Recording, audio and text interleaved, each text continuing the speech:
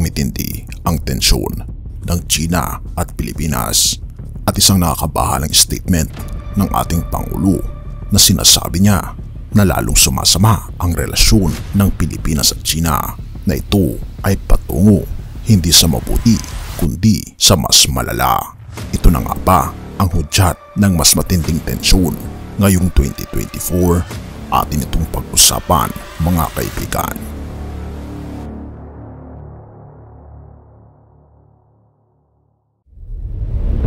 Sinabi ni Marcos na ang mga diplomasyang pagsisikap sa China ay patungo sa mababang direksyon.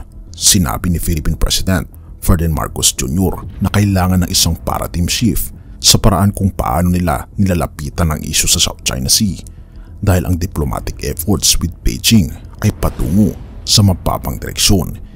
Ito rin ay ayon sa ulat ng Rappler sa isang panayam kay Marcos sa Japanese media noong December 16 na bahagi ng ilan sa mga ito na ibinahagi sa Philippine media noong Lunes na sinabi daw ni Marcos na ini-ignore ng China ang mga tradisyonal na diplomasya na pagsisikap. Ayon pa ito sa isang pahayag ng Presidential Palace, hanggang ngayon sumusunod tayo sa tradisyonal na paraan ng diplomasya pero ginagawa na natin ito ng maraming taon na mayroong kakaunting progreso. Sabi pa ni Pangulong Marcos na naroon sa Japan para sa commemorative summit kasama ang Association of Southeast Asian Nations o ASEAN. Panahon na para sa mga bansa na nararamdaman na may kinalaman sa sitwasyong ito, kailangan nating magkaroon ng isang paradigm shift. Sabi pa ni Marcos habang inuulit ang intensyon ng Pilipinas na iwasan ang marahas na konflik. Idinagdag niya na magpapatuloy ang kanyang pamahalaan sa pakikipag-usap sa kanilang mga kalyado at pagtataguyod ng isang joint position na naglalaman ng kanilang mga responsibilidad sa West Philippine Sea. Tinutukoy ng Pilipinas ang bahagi ng South China Sea na nasa loob ng kanilang exclusive economic zone bilang West Philippine Sea.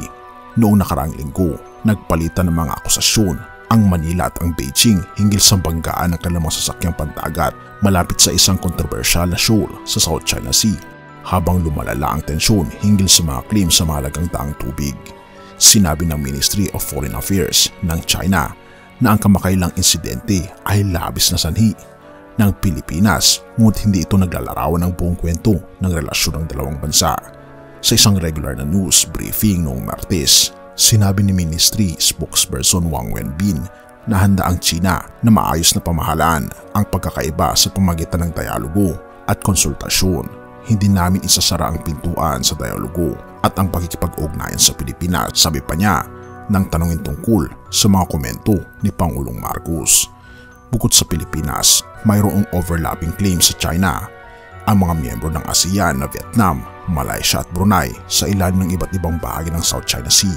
Isang daanan para sa mahigit na $3 trillion ng taunang komersyo ng barko. Ang Permanent Court of Arbitration noong 2016 ay nagsasabi na ang claim ng China ay walang legal na batayan. Isang pagpapasya na sinusuportahan ng Estados Unidos ngunit tinatanggi ng Beijing. At tunay nga mga kaibigan, tumitindi ang tensyon sa pagitan ng Pilipinas at China at hindi natin alam kung saan ito patutungo ngayong papalapit na ang bagong taon. Ano kaya ang mga hamon sa pagitan ng dalawang bansa? Magiging mas mabuti kaya o magiging mas malala? I-comment mo naman kaibigan ang iyong kuro-kuro upang malaman ko rin ang iyong saloobin. Mateo 24 verse 6-7.